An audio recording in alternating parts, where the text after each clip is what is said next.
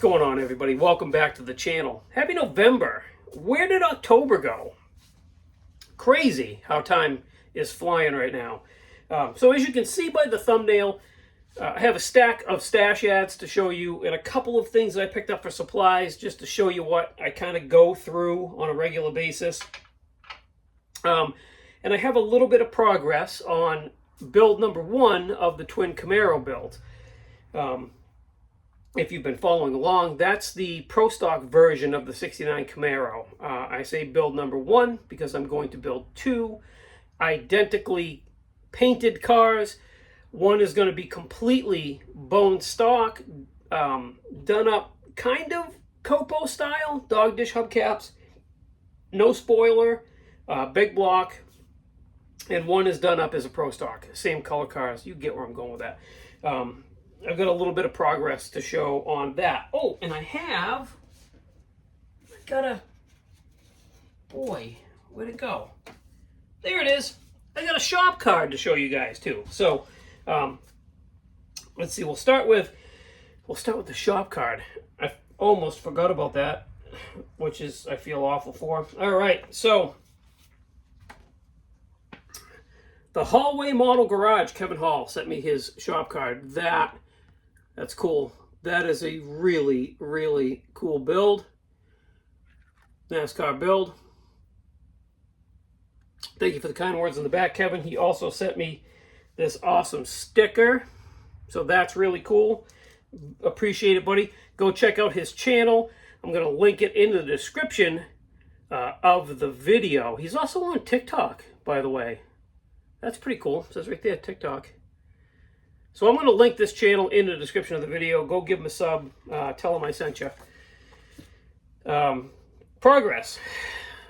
Kind of harebrained today. So this is the Pro Stock chassis. That's the engine right there. That came with the Summit Pro Stock Firebird. Kind of done up old school. Got an old school vibe to it. Went with the orange engine block and oil pan. That's a Concord pre-wired distributor that's in that. We added the oil lines to the oil tank so far.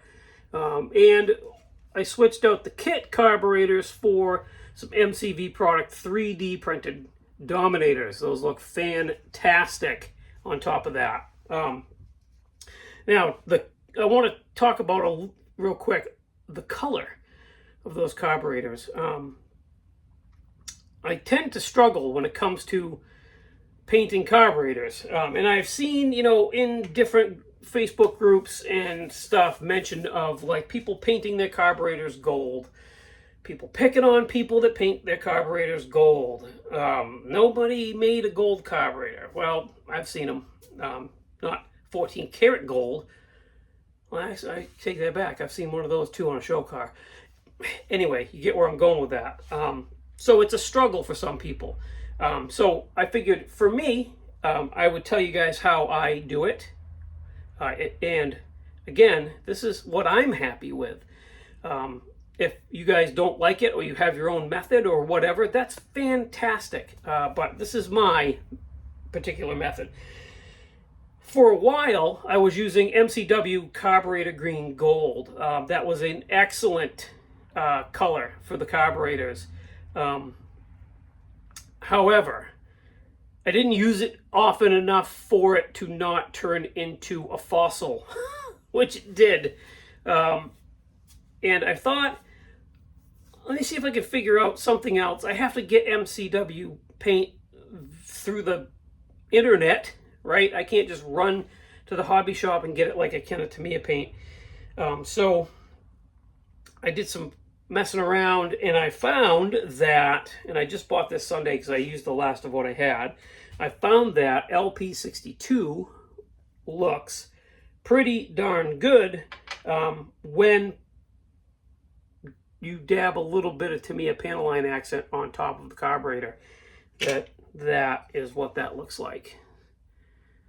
So, I mean, I'm happy with it, and that's how I do it. And I think it looks pretty good.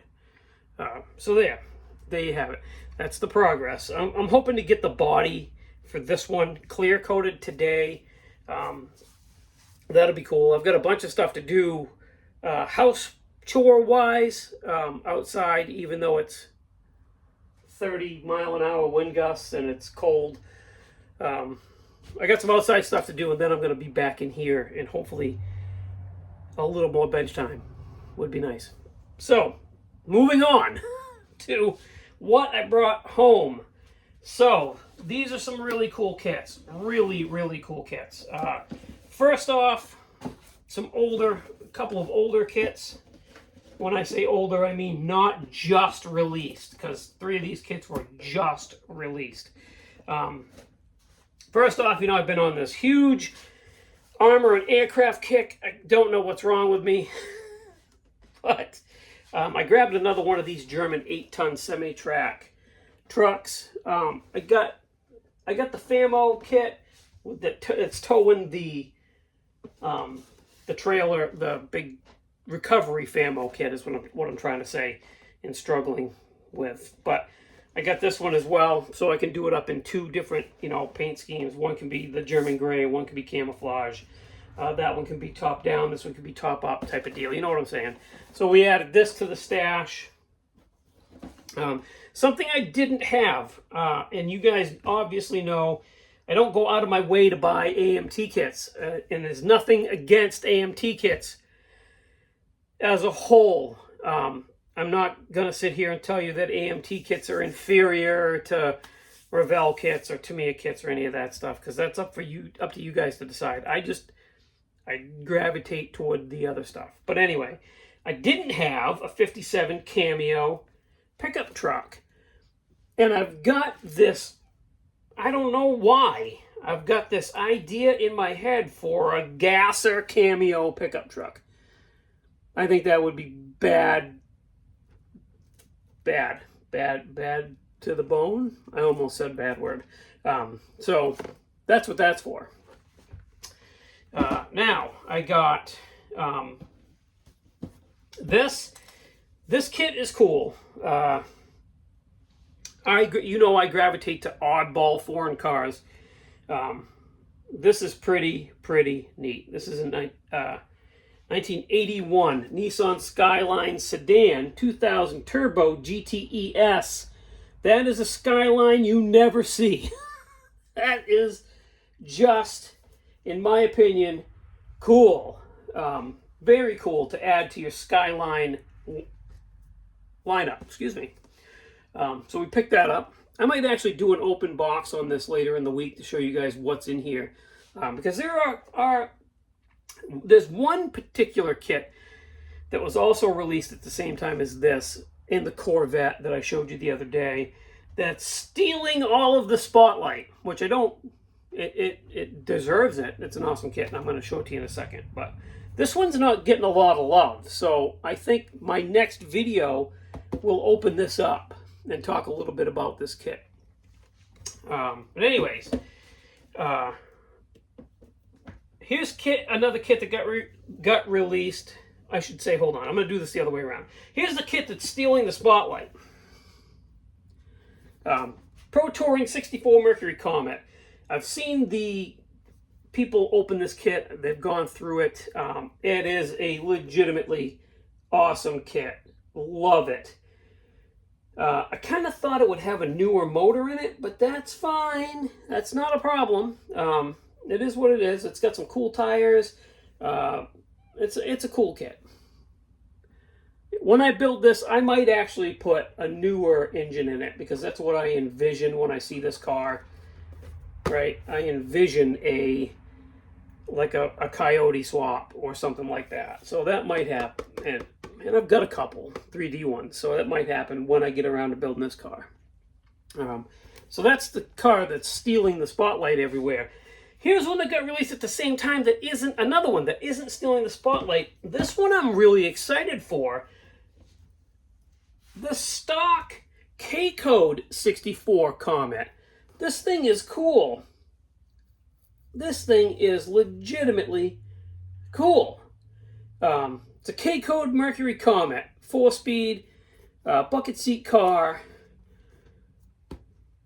And I betcha, you open this up, it has the K-Code 289 engine, right? with the single carburetor, but if I bet you open this up, it's got the dual 4 barrels that came in the 65 drag. It's right there, BFX car, because this one does. It's got the same engine in it, right? So you could do a dual quad K-code bone stock Mercury Comet. I think that's just the coolest thing. This is probably going to get built before this, to be honest with you, just because I think that's awesome. So we got that. I think that's it. I think that's everything. No, it's not everything. The supplies I brought home, plus I forgot the Barn Find wheel altered Mustang that I've been working on. So supplies wise, this is something I go through a lot of. So we grab some Panaline accent, Tamiya black Panaline accent, go through that a lot. Getting down to the end, so I got some microsol and microset. Got to have some of that. And then I picked up some paints that were getting low. Again, we talked about the LP62, the gold. These are things I go through a lot of. Gloss aluminum and flat aluminum. I go through those a lot. Oh, and blacks, but I just bought black last time I went down there. So that's what we picked up supplies-wise. Okay, last thing I promise, and then we'll end this. That Barn Find Rebuilder Mustang altered wheelbase. I'm using the rusting that we talked about. I'm leaning out of camera again. Oh my goodness. My first attempt at using this. My very good friend Tiffany says she uses this all the time, and it comes out awesome. Tim uses it all the time. I've just got to figure out what's heavy-handed and what isn't with which steps. That's all I'm going to say.